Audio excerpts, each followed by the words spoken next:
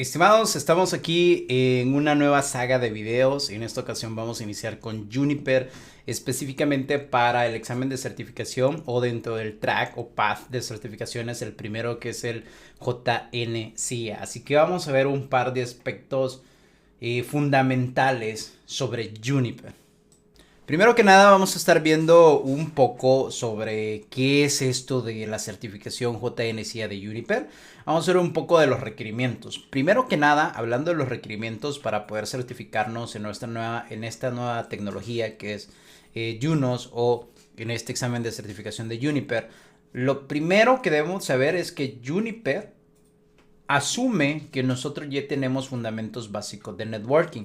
Entonces, en el curso de Juniper o en el examen de certificación no vienen preguntas básicas como subneteo, máscara de red, direcciones MAC, etcétera. Todo lo que sea básico o fundamento básico de networking, se asume que tú ya lo puedes. Se enfoca o su enfoque es netamente la solución de su sistema operativo Junos, que está en todos sus productos o es el que está en toda su plataforma. Hablando de las certificaciones de Juniper como tal, tenemos la misma escala, el mismo track, el mismo path de certificaciones como lo tenemos en Cisco. Iniciamos con un Associate, luego vamos al Specialist, luego subimos al Professional y por último tenemos el Expert. Ese sería el nivel más alto dentro del track de certificaciones de todo fabricante, como por ejemplo Cisco, el CCIE, igual que Juniper también tenemos un Certificate Expert, al igual que Huawei, específicamente lo mismo. Aquí tenemos un link que nos va a llevar a este track de certificaciones. De hecho, nos va a llevar, se los pongo aquí, a la página de Juniper, donde iniciamos el primer track o el Learning Path. Dentro del primer Learning Path que tenemos es el JNCIA. En este caso es el Juniper Associate. Si se fijan aquí en nuestro Certification Path, tenemos o iniciamos con Associate, luego vamos a Specialist, luego vamos a un Professional, el equivalente al CCNP o al CCNP de Cisco, y por último el Expert. En este caso, esta página nos está mostrando los temas de la certificación actual, el código actual o hasta este día es JN0103. Es la última versión de nuestro JNCIA Associate o nuestro examen de JNCIA de Juniper. Son 90 minutos, 65 preguntas múltiples, no hay laboratorios, full teórico. Aquí nos dice el release del sistema operativo que deberíamos de estar utilizando, que de hecho lo vamos a montar en el siguiente episodio, vamos a montarlo para poder practicar o montar nuestros laboratorios, ya sea en GNS3 o en EVE-NG. Aquí aparecen los objectives o el temario que nos van a evaluar en el examen. Todos estos temas son los que pretendemos ver. Ver los fundamentos del sistema operativo Junos, ver la User Interface, que en este caso sería la CLI, cómo desenvolvernos, ya los primeros comandos de ayuda, cómo navegar, cómo movernos, cómo es la estructura. Incluso aparece JWeb, que es el ambiente gráfico que podemos habilitar en Juniper, y ahí vamos ya de una con todo lo que es configuración, todo lo que son protocolos, servicios, routing, firewall. No viene nada de switching, casi todo es routing y firewall para este primer examen, que es el JNCIA. Vamos a hablar sobre el sistema operativo de Juniper, que es el Junos. Vamos a hablar un poco sobre lo que debemos de saber para el examen de certificación y obviamente para desenvolvernos en este mundo de Juniper. Junos es un sistema operativo robusto basado en FreeBSD, es decir, es un Unix. Se tomó Unix, la plataforma pues más sólida, más fuerte para poder implementar este sistema operativo de los equipos Juniper. Junos es modular, ya que sus procesos corren sobre un espacio de memoria independiente. Por eso tenemos esta imagen aquí, que sí lo podemos ver, nuestro sistema operativo Junos, que al final de cuentas es un Unix. Y podemos ver que cada uno de nuestros protocolos, cada uno de nuestros elementos del sistema operativo corre por aparte, corre en un espacio de memoria independiente. Por lo tanto, si uno de estos falla, hace un crash o algo, solamente afecta a él. Si SNMP decide en algún momento fallar o hay un bug en ese proceso de SNMP, pues solo va a afectar ese espacio en memoria y no me va a afectar para nada el resto del equipo, ni el resto de servicios, ni la operación, lo cual sucede mucho en sistemas operativos monolíticos como el iOS de Cisco o el famoso iOS versión 12 y versión 15, que si fallaba un proceso pues afectaba completamente todo el sistema operativo. En Cisco eso ya se resolvió con los nuevos sistemas operativos XE y XR, pero en Juniper esto ya estaba así desde el inicio, desde que lo crearon. El sistema operativo se utiliza para todos los productos. Es decir, que el mismo sistema operativo Junos lo ocupo en un switch, lo ocupo en un router, lo ocupo en un firewall y no hay problema. O sea, lo puedo seguir utilizando. Claro que si tienen comandos diferentes. Por ejemplo, una regla de firewall que está en un firewall, pues no la puedo ocupar en un switch. Eso está claro, pero sí todos tienen el mismo sistema operativo, unos con comandos extras, otros con comandos adicionales. Utiliza daemons. Daemon es el nombre para un proceso o servicio que está corriendo dentro del sistema operativo de Juniper. Dentro de los daemon tenemos estos 4 que vamos a hacer mención más adelante, son como los 4 más generales. El sistema operativo corre un daemon que es el RPD, que este es Routing Protocol Daemon, que es el responsable de toda la gestión de routing, protocolos de enrutamiento dinámico, tabla de enrutamiento, etc. Tenemos el MGD, que es The Management Daemon, este es el que administra las sesiones remotas y de gestión del equipo, como SNMP, SSH, todo lo que sea gestión o administración, syslog en general. El DCD es el Device Control Daemon, que es el responsable de todo lo que es interfaz, todo lo que es hardware de las interfaces y la operación de una interfaz, el input y el output de una interfaz. Y el chasis D, que es el chasis daemon, es el que controla la parte física del equipo, es decir, los ventiladores, las fuentes, el tablero. Todos los Juniper tienen un tablero arriba, que es un panel de control donde puedo ver los LEDs si todo está en operación, si las interfaces están encendidas, si el ventilador está funcionando, etc. Ese es el chasis daemon. Okay. El sistema operativo está compuesto por daemons. Son espacios en memoria donde corre procesos o servicios independientes sin afectar a otros.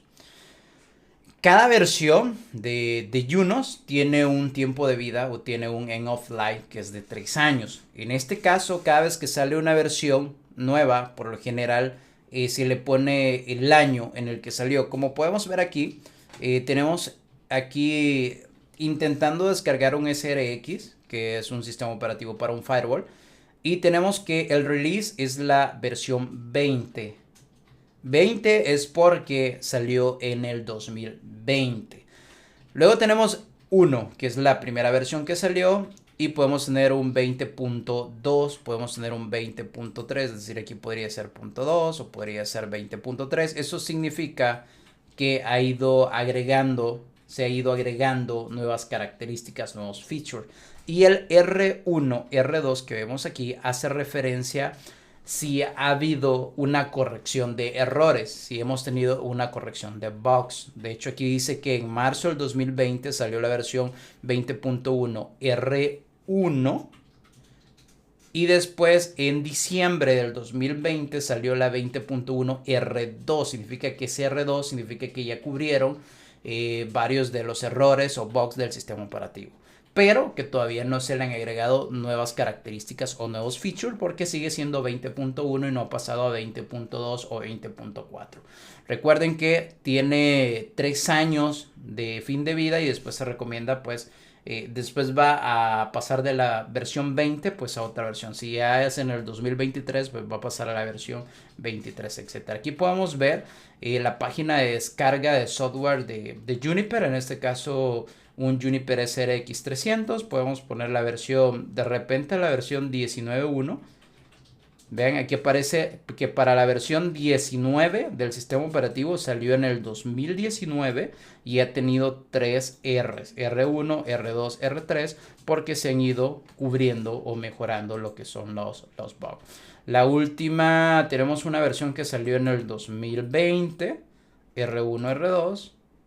Tenemos la 2020.2 que ya se le agregaron nuevos features.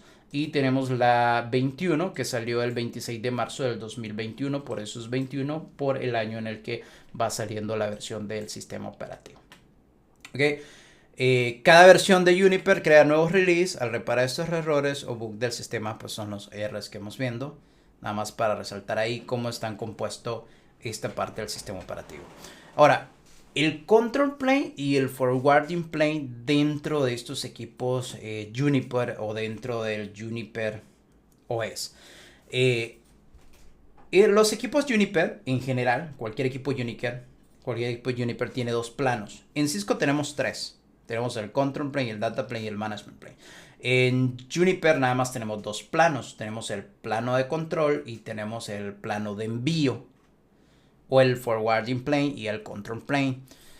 El control plane, pues, es generalmente conocido como el CPU o el cerebro del equipo. Entonces, el control plane en Juniper se llama Routing Engine o RE. RE es el nombre que se le da al control plane en Juniper. Es Routing Engine. Y es responsable de los daemon que vimos anteriormente. Es responsable del daemon del RPD, o sea, de todo lo que es routing, de todo lo que son interfaces, de todo lo que es management, de todo el hardware, de todo el chasis. Ese es el Routing Engine, pues es el CPU encargándose de todas esas tareas y obviamente del enrutamiento. Por otro lado tenemos el Forwarding Plane. El Forwarding Plane en Juniper se llama Packet Forwarding Engine o PFE y es responsable de gestionar las interfaces y del envío de tráfico apoyándose de los famosos ASIC, Application Service Integrated Circuit, o microprocesadores que ayudan a quitarle la carga al CPU. Entonces tenemos aquí en esta imagen, como podemos ver, tenemos el control plane que está lidiando con todos los daemon que habíamos visto con la tabla de enrutamiento, el cual crea la tabla de envío y la parte de administración.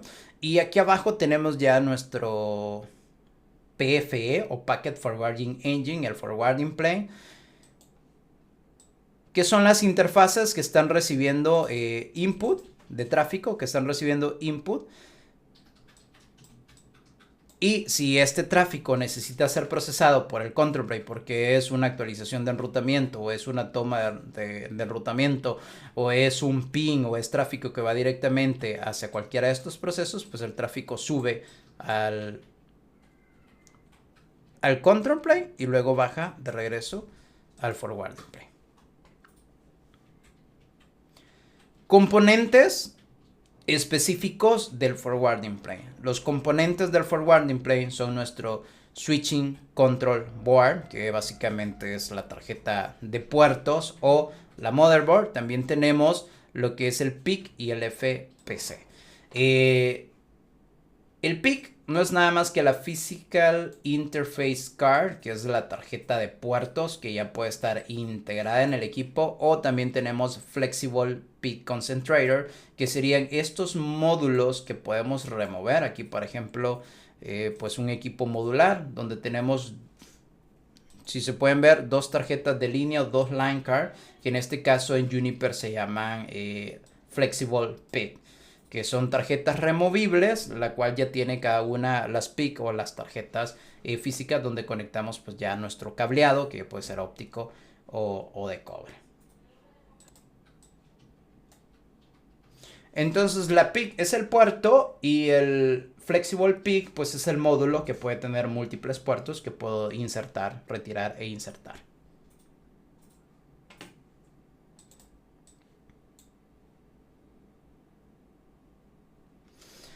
Por último, hay que mencionar qué es el Transit Traffic y el Exception Traffic. Esos son nombres que Juniper le da al tráfico que va directamente al control plane y el tráfico que va nada más de tránsito, que va dirigido hacia otra red, hacia otro dispositivo, de un host a un host. Este sería nuestro Transit Traffic.